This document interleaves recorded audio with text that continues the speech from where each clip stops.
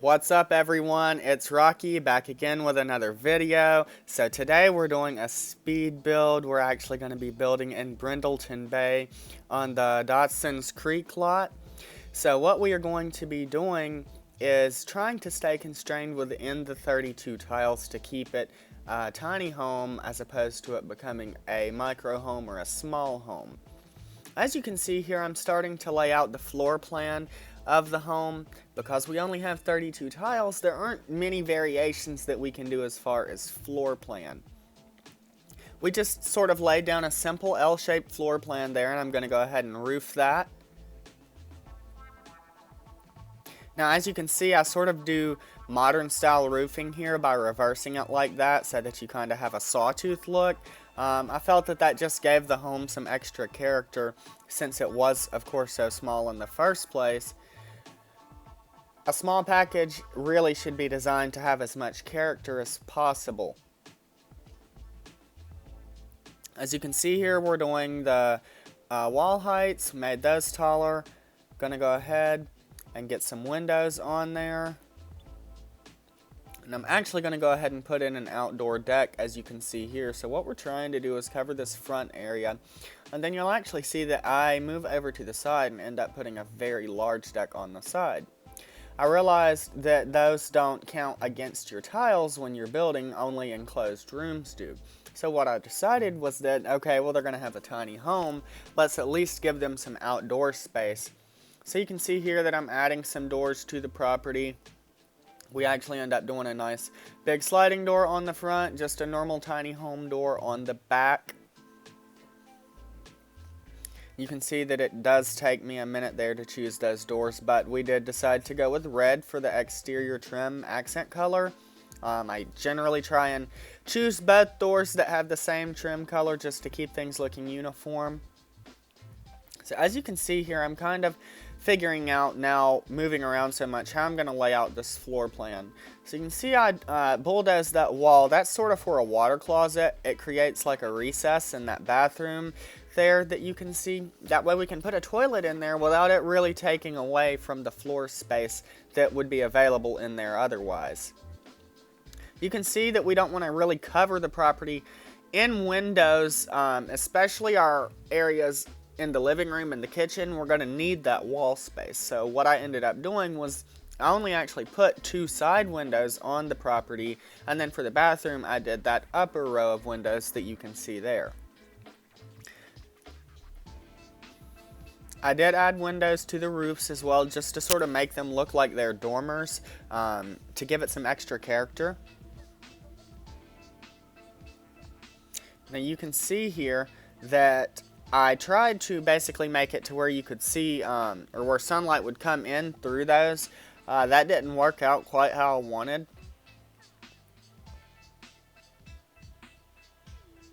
So as you can see, I'm sort of just working with the floor plan. I end up deciding to make that outdoor area bigger.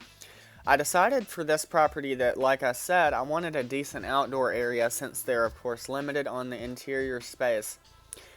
I actually wanted to fence that area in because I did consider putting a pool there.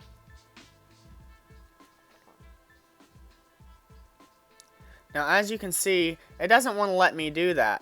It's because if you do that, that technically creates a whole nother room. So it didn't want to let me enclose that area with the fencing due to the fact that it would have made it another room.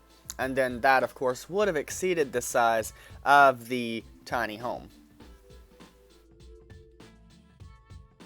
Go figure, my PlayStation decided to crash, so this is what you see here is me reloading. Thankfully, I had saved not too long before that happened.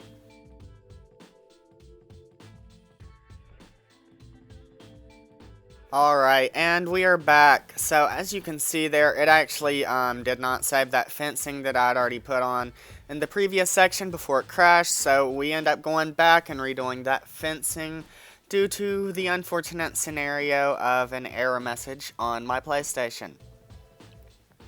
Now as you can see here, because I added that gate, it now lets me do that because for whatever reason, I'm not sure why, If you fence it in completely, it considers it a room. However, if you add a gate to it, it considers it an outdoor area. So it's just like something that's weird there in the system. As you can see, I did finally add a pool in. I only did it 2 tiles wide. This is a tiny home, of course, so you don't really want a oversized swimming pool next to a property that's already supposed to be small. As you can see here, I end up doing some nice roof trim. I tried to go with a color scheme on the exterior that was like red and tan. So you'll be able to see that a little bit more in depth.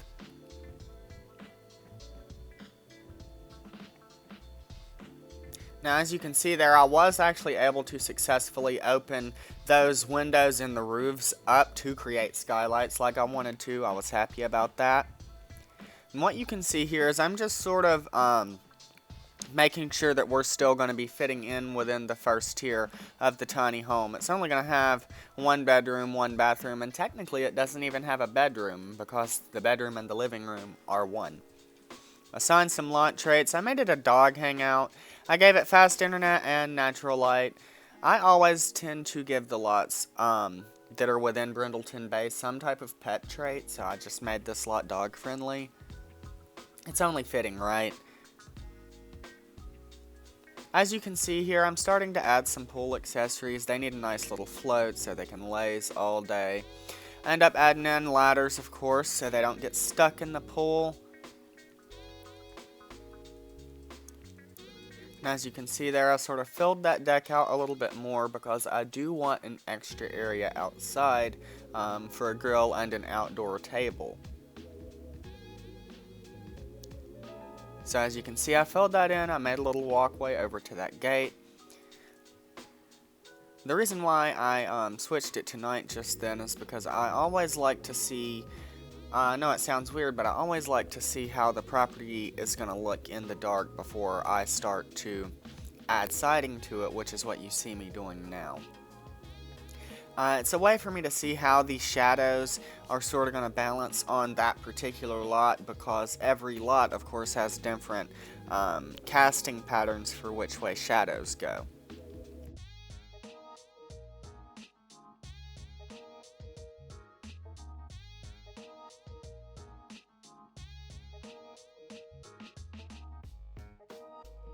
Now, as you can see here, I'm going ahead and starting to add some decorations to the property. What I'm going to end up doing here, as you can see, is going ahead and finding us a grill and getting that little outdoor area done in the back. So I just used one of the single tile like charcoal grills. We're going to go ahead and put them a trash can outside. Of course, we'll grab a mailbox. One thing that annoys me is if you forget to add a mailbox in a build, and I'm sure this has happened to all of you multiple times, when you go into live mode and want to play that household, there's just a random mailbox in the middle of your front porch or the middle of your yard somewhere, or possibly even in the house, because it's going to auto place a mailbox if you forgot to place one. So just always remember, always place a mailbox. We found a nice little table. I actually don't keep that table. I decided to go with a picnic table that has the umbrella instead. It saved a little bit of space in that area, in my opinion. I didn't really want it to be clustered by having to add the extra chairs to the table, so I just used that all in one unit. You'll see I'm just adding a little door to the bathroom there. I love that door. It seems like I use that in a lot of my builds. The slats all folks door. I end up using it on bathrooms specifically. It seems like for some reason, regardless of the theming of the rest of the home, I always make my bathroom doors white. Now you'll see there that I only have a few tiles to work with in that area, so we ended up having to go for one of the Murphy beds that doesn't really have the extra shelf on it. And what you'll see there is that I end up going ahead and removing that little piece of wall and putting us a budget-friendly kitchen in there. You'll see that I actually end up sort of reconfiguring this whole area, and I play around with the kitchen a little bit to try and figure out how I want it set up.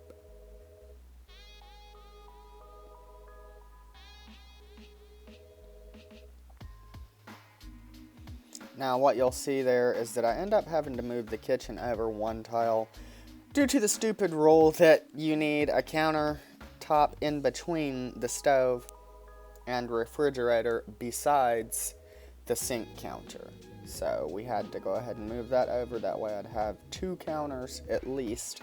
I'm pretty sure that's basically the least amount of counters you can get away with in a kitchen is at least 2, because you're going to need 1 for preparation and you're going to need another one, of course, for the sink to be installed into.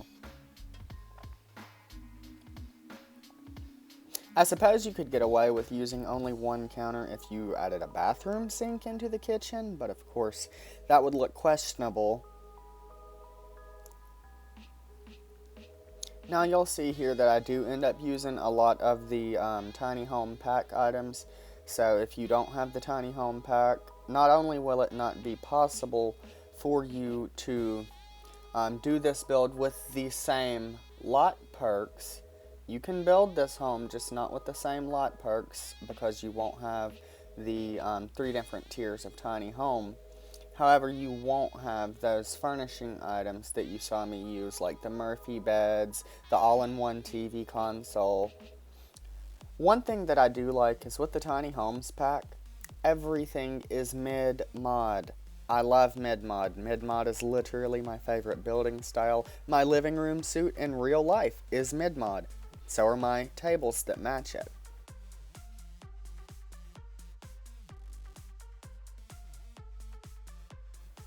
Now, as you can see here, I'm going ahead and configuring a small area so that the 2 Sims that do end up living in this home have a place to sit down and eat.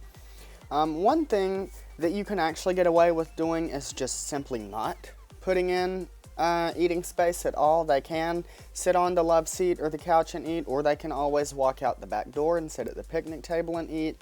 However, you do want to be thoughtful. You don't want them ruining their nice white couch, and you definitely don't want them having to sit outside during the winter and eat just for their food to immediately freeze. Now, of course, I know that over personifies the Sims' actual needs. However, you would want to consider that. You can see here that I'm sort of working with this bathroom space. Now that actually does work. As you can see, I placed that toilet on a half snap right there. But as long as they have one singular tile bank to get to that sink, they'll be able to access it. So as you can see, I only left a single tile bank really in front of the tub or the sink, but they can still access either of those. The bathroom has a very small footprint, of course, because you don't want to have a tiny home and then make over half of the tiny home bathroom.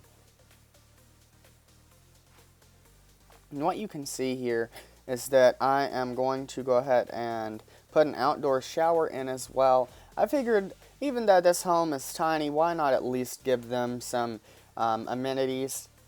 So you'll see that I actually include a laundry area on this home as well. That's something that will be coming up in a little bit. Of course, there was no room on the inside, so you'll get to see sort of my novel idea for an exterior laundry area.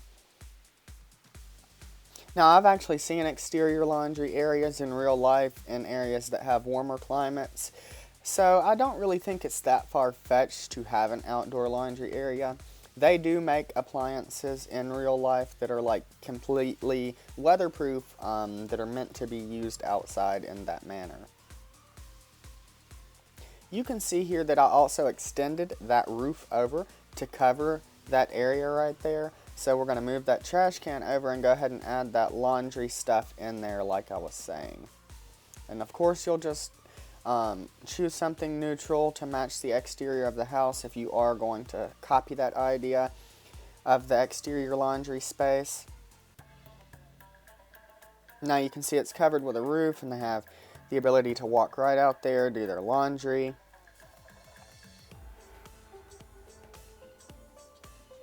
Now we're going to go ahead and put in a little seating area next to the pool as well. It wouldn't be an outdoor space without somewhere to at least sit down. We are also going to put a little paper lantern on that table. It seems like I love those paper lanterns. I use them in a lot of my builds as well. I think that's something among all of us Sims builders, like, we'll get stuck on an item, and even if it doesn't necessarily match the build that we're doing at the time, we end up finding a way to incorporate it into that build.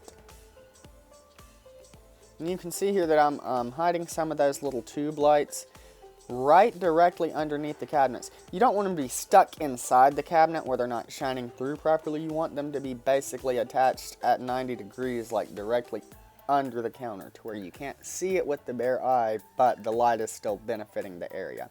And that's what I'm doing now, is the interior lighting. That fluorescent light in the bathroom also goes back to something that I use in every single pack. It seems like that is my go-to bathroom light. I think it's funny because my grandparents' house has like a round tube light fixture like that in their restroom. And so I guess it just reminds me of my childhood, and I end up putting it into every single build due to that. I'm actually almost quite sure that I don't have not even one build that doesn't have one of those round fluorescent tube lights. If those annoy you, you can obviously save this lot from my library, go in, delete that light, and add something that you think is nicer for that space. Now, as you can see, I actually used the lighting fixture from Get Famous there. What I was going for was that mid-mod look in the entire living area. So I sort of wanted the kitchen to look economic. I wanted the living room area to look mid-mod. Now I actually do go ahead and start some of my interior decorating here. With it being a tiny home, there are only so many elements of decoration that you can add into this space. You see that I wanted that rug, shrunk it down.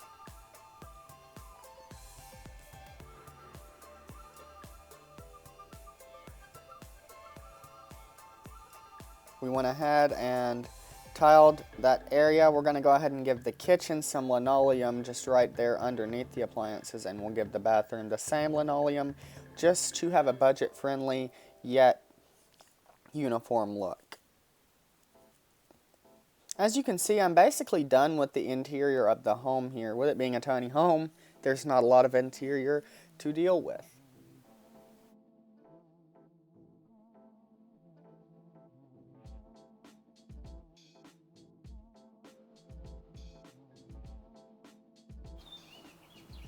As you can see here, I'm continuing to toy around with some decorating.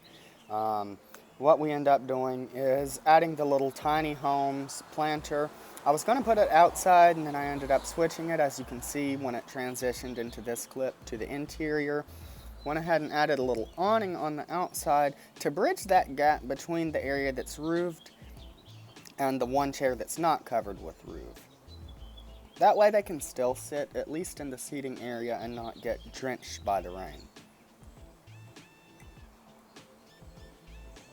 Went ahead, put a little drain in the bottom of the pool there. We'll go ahead and stick some pool lights in there.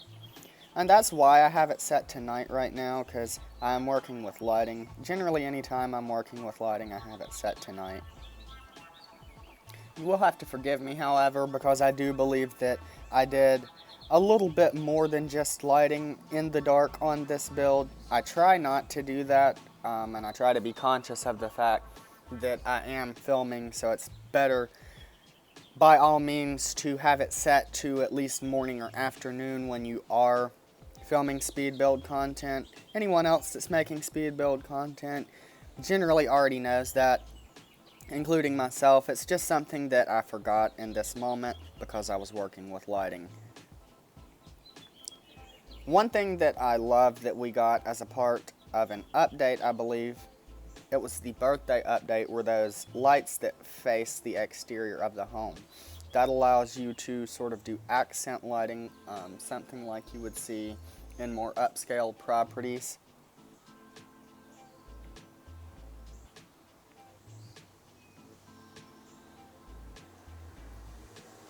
Now, this property I just did a lot of toying around with. It really wasn't something that I wanted to spend a tremendous amount of time on, but I also didn't want to throw it together either, with it being my first tiny home build. You can see we used those hidden lights for that area as well, so they're tucked underneath that roof, yet they still provide light to that laundry space. I believe I've just about completed the lighting here, and you're going to see that I'm going to go back into the interior of the home and start some of my interior wall patterning.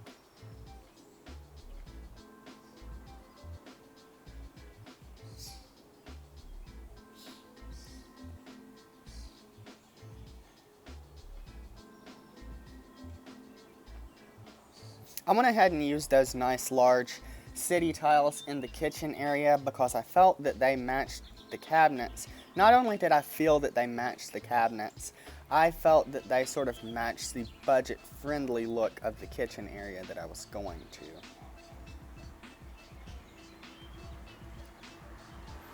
As you can see, I used those little room dividers there just to make the room a little bit more quaint.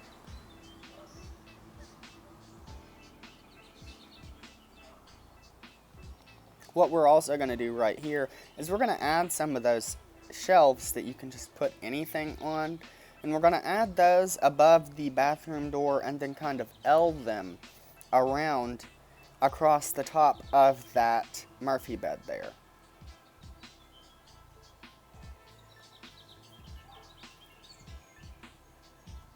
And you'll see what I meant by creating a little L with them. We're going to go ahead and just add some random items to that for some decoration. We'll do a jar of peppers. We'll put some sculptures up there.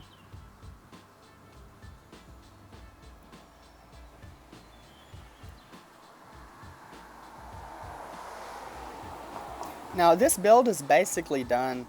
One thing that you guys will know about me, I tend to end up forgetting to sort of pan across the entire floor plan. So just expect that at the end of the video, I will include about 10 to 15 pictures in a slideshow that just take you through the entire property so you can see each of the areas in depth. This home is actually a home that I'm also going to be doing a story series with as well. The reason why this video is titled Petersen's Tiny Home is because this home will inevitably belong to the Petersens. All of that content has already been filmed and is on the back burner. It just has to be edited and uploaded. But we're basically just finishing up our build here with some home decorations. And then this is sort of where I end the build. Everything is basically completed, so you'll see I'm saving, and then we will end up transitioning into a slideshow.